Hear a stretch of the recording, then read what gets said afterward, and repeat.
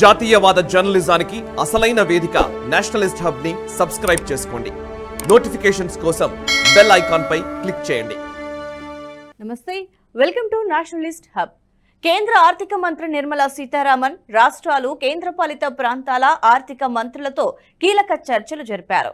Budget ప్రవేశపెట్టడానికి ముందు రాష్ట్రాల అభిప్రాయాలను సేకరించాలనే ఉద్దేశంతో ఈ సమావేశాన్ని కేంద్ర ప్రభుత్వం నిర్వహించింది.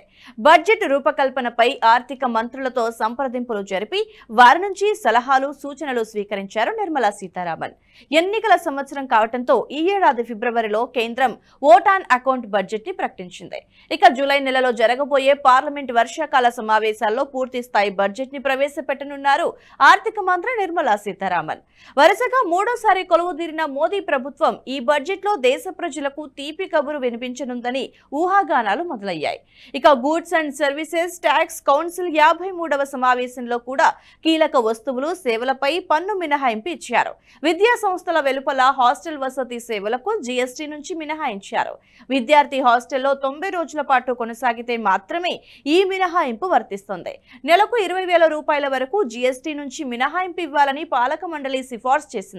రైల్వే టికెట్ల కొనుగోలు, వెయిటింగ్ రూమ్, క్లాక్ రూమ్ల వినియోగాలకి సంబంధించి జీఎస్టీ నుండి మినహాయించారు. బ్యాటరీతో నడిచే వాహనాలు, ఇంట్రా రైల్వే సేవలపై జీఎస్టీ ఉండదు.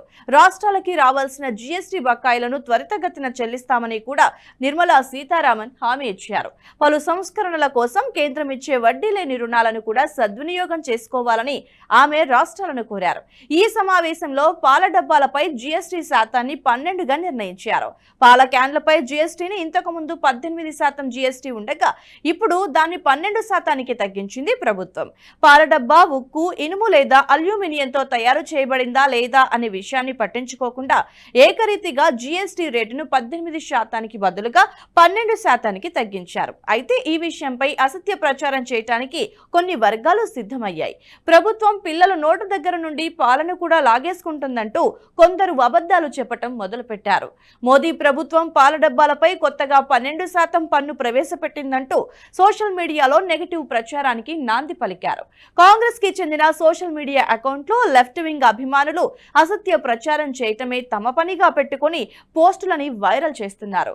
పాల డబ్బాలపై జీఎస్టీ తగ్గింపు ఉందనే విషయాన్ని దాచిపెట్టడమే కాకుండా మోదీ 3.0 ప్రవేశపెట్టిన కొత్త పన్నులాగా చూపించే ప్రయత్నాన్ని మొదలుపెట్టారు. ఓ ఎజెండాతో సాగుతున్న కుట్రకి సోషల్ మీడియా వినియోగదారులు గట్టి సమాధానమే ఇచ్చారు. నిజం చెప్పాలంటే మోదీ ప్రభుత్వం పాల క్యాన్లపై జీఎస్టీని 18% నుంచి 12% తగ్గించిందని, ఆ విషయాన్ని పంచుకోవటానికి వీళ్లకు మనసు రావటం లేదంటూ సెటైర్లు వేశారు. జీఎస్టీ రేట్లను జీఎస్టీ కౌన్సిల్ నిర్ణయిస్తోందని, ఇందులో ప్రతిపక్షాలు పాలించే రాష్ట్రాలతో సహా అన్ని రాష్ట్రాల ఆర్థిక మంత్రులు పాల్గొంటారంటూ నిజాన్ని ప్రజల్లోకి చేరవేశారు. ఎన్నికల్లో ఓటమిని జీర్ణించుకోలేని కొందరు ఇప్పుడు మోదీ 3.0 ప్రభుత్వంపై అసత్యాలను ప్రచారం చేయటమే పనిగా పెట్టుకున్నారు.